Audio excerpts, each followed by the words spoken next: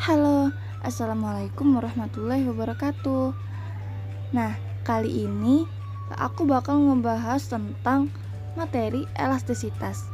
Tapi sebelum kita masuk ke materi, ada baiknya kalian kenal dulu nih sama speakernya. Namaku Cindy Larasa Fitri dari Universitas Sriwijaya, Pendidikan Fisika. Nah, so here we go. Oke, nah sebelum kita masuk ke apa itu elastisitas, ada baiknya kita juga tahu nih apa aja sub materi yang ada pada elastisitas. Jadi yang bakal kita bahas yaitu tentang pengertian elastisitas, tegangan dan regangan, hukum Hooke, dan contoh elastisitas di dalam kehidupan sehari-hari. Nah, elastisitas, pernah nggak sih kalian ngelewatin jembatan? Nah, kalau diamatin dengan teliti, gimana sih rangka baja pada jembatan tersebut bisa tidak patah ketika kita melewatinya? Kan berarti pasti banyak kendaraan yang melewati jembatan tersebut. Itu tenang aja, karena jembatannya nggak akan patah karena baja akan melengkung ketika merasa terbebani, dan bentuknya akan kembali seperti semula jika bebannya dihilangkan. Nah, inilah yang terjadi pada jembatan dari baja. Nah, mengapa jembatan itu bisa mengalami kelengkungan? Tentu saja hal itu dikarenakan sifat elastisitas. Jadi, apa sih elastisitas itu? Nah, elastisitas itu merupakan suatu sifat benda yang menjadi penghambat dalam perubahan bentuk, sehingga lebih cenderung untuk mengembalikan bentuk benda seperti semula apabila gaya yang mempengaruhinya dihilangkan. Nah, jadi kita udah tahu nih kalau elastisitas itu merupakan kemampuan benda untuk mengembalikan bentuk seperti keadaan semula. Jadi kalau misalnya kita misalkan seperti pada gambar, yaitu penggaris yang ditekan ke arah bawah kemudian terayun ke atas dan bawah secara berulang. Nah, penggaris ini mampu berayun secara melengkung tanpa petah karena memiliki sifat elastisitas. Penggaris tersebut berusaha untuk kembali seperti ke keadaan semula ketika gaya yang mempengaruhinya itu dihilangkan. Tentu saja penggaris bisa patah apabila gaya yang dikeluarkan cukup besar daripada elastisitas di penggaris ini. Nah, sama keadaannya kayak penggaris, tidak semua benda yang bersifat elastisitas itu selalu kembali ke bentuknya seperti semula. Karena sifat elastis itu hanya bisa sampai ke batas tertentu. Apabila benda tersebut diberi gaya yang melebihi batas elastisitasnya, maka bentuk dari benda pun akan berubah secara permanen, atau bisa saja benda tersebut akan mengalami patah. Sekarang aku mau ngelatih kemampuan kalian dan juga menambah semangat kalian dalam belajar. Karena selain penggaris, ada spring bed yang menggunakan prinsip elastisitas. Jadi kalian meningkatkan kemampuan dalam mengamati lingkungan sekitar dengan mencari benda-benda yang bisa tergolong ke dalam sifat elastis. Nah, dengan mengetahui benda-benda apa saja yang tergolong ke dalam sifat elastis, maka itu bisa membantu diri untuk membedakan benda-benda yang bisa patah ketika diberi gaya dan benda yang tidak bisa patah. Sekarang masuk ke tegangan. Jadi ada benda nih yang dipengaruhi oleh gaya tarikan sebesar F di ujung kanan dan kirinya. Ketika benda yang panjangnya L tersebut diamati, maka dapat diketahui bahwa benda tersebut sedang dalam keadaan sesenggang, yang kemudian diberi gaya sebesar F di bagian kanan dan kiri.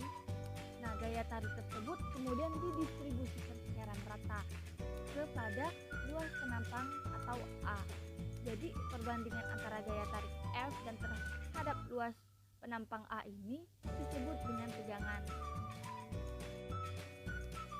Nah, ketika perubahan bentuk yang dimana nilainya ini dihasilkan dari perbandingan antara pertambahan ukuran dan ukuran benda seperti keadaan semula, inilah yang disebut dengan regangan. Secara sistematisnya yaitu delta L per L. Nah, perhatikan gambar di mana gambar itu tuh merupakan grafik hubungan antara tegangan dan regangan yang berbentuk linier hingga ke titik A. Nah, pada daerah ini, ketika gaya dihentikan atau dihilangkan, maka bentuk benda akan kembali seperti semula. Tapi, jika tegangan terus diperbesar, maka hubungan antara tegangan dan regangan ini tidak akan linear lagi. Nah, di saat tegangan diperbesar, maka grafik akan mencapai titik B, di mana ini merupakan batas elastisitas dari benda. Ketika ditambah kembali ke titik C, maka benda akan patah. Nah, perbandingan tegangan terhadap tegangan pada daerah grafik yang linear adalah konstan. Besarnya nilai konstanta tersebut dinamakan modulus Young. Nah, setiap benda itu memiliki tingkat modulus Young-nya berbeda-beda.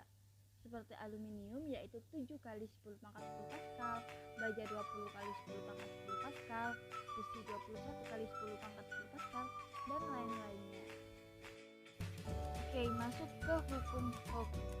Nah, kalau misalnya kita perhatiin pada gambar, ada pegas nih yang ujungnya disambungkan dengan benda bermassa M.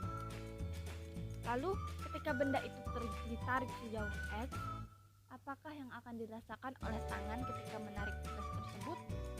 Tentu saja tangan akan merasakan adanya tarikan dari pegas. Dan sebaliknya, ketika pegas kita tekan, maka akan terasa dorongan pula dari pegas. Inilah yang disebut dengan gaya pemulih. Gaya yang akan cenderung untuk mengembalikan atau memulihkan pegas ke keadaan semula. Nah, besarnya gaya pada pegas tersebut dapat dinyatakan dalam hukum Hooke, yaitu Fx sama dengan min K delta X. Nah, masuk ke konstanta pegas yang juga didefinisikan sebagai karakteristik dari suatu pegas. Besarnya nilai konstanta pegas ini dipengaruhi oleh besarnya gaya pemulih yang juga dipengaruhi oleh beberapa faktor, yaitu jarak simpangan pada pegas dan tetapan pegas itu sendiri. Nah, masuk ke pegas disusun secara seri. Ketika dua pegas ditarik dengan gaya yang sama yaitu sesar F, maka pertambahan panjang akan menjadi 2 kali. Jadi konstantanya yaitu K/2. Nah, jika pegas disusun secara paralel, maka gaya yang diperlukan untuk menarik pegas menjadi 2 kali lipat, di mana persamaannya akan menjadi konstanta sama dengan 2K. Tanpa disadari, sejak kecil kita telah mengenal benda-benda yang bersifat elastis di sekitar kita. Mulai dari pegas yang biasanya dimainkan ketika anak-anak berusia SD. Lalu permainan YY yang ketika anak-anak sudah mulai memiliki teman yang banyak dan beranjak remaja. Nah, dan juga ada ketapel di mana karetnya ini menggunakan sifat elastisitas yang akan kembali ke seperti bentuk semula jika setelah ditarik ya. Nah, setelah beranjak dewasa itu biasanya para remaja udah mulai memperhatikan ukuran badan, sehingga beberapa keluarga menyiapkan timbangan berat badan yang juga menggunakan prinsip elastisitas. Benda-benda yang menerapkan sifat elastisitas di sini juga banyak sekali digunakan oleh anak-anak hingga orang tua. Apa itu? Ya betul, itu spring bed. Di mana spring bed ini di dalamnya mengandung pegas yang juga menggunakan prinsip elastisitas. Nah, ini pasti udah sering nih, yaitu balon. Kenapa balon? Karena setiap kita ulang tahun itu biasanya nemuin yang namanya balon. Nah, balon itu ketika ditiup dia akan mengembang, lalu jika tidak ada angin lagi, balon akan mengempis. Nah, itu juga menggunakan prinsip elastisitas. Mungkin itu dulu pembahasan kita terkait elastisitas, sifat elastisitas, dan hal-hal yang berhubungan dengan elastisitas. Saya pribadi mohon maaf apabila ada kesalahan dalam penyampaian saya. Terima kasih karena telah menyaksikan. See you in next video. Wassalamualaikum warahmatullahi wabarakatuh.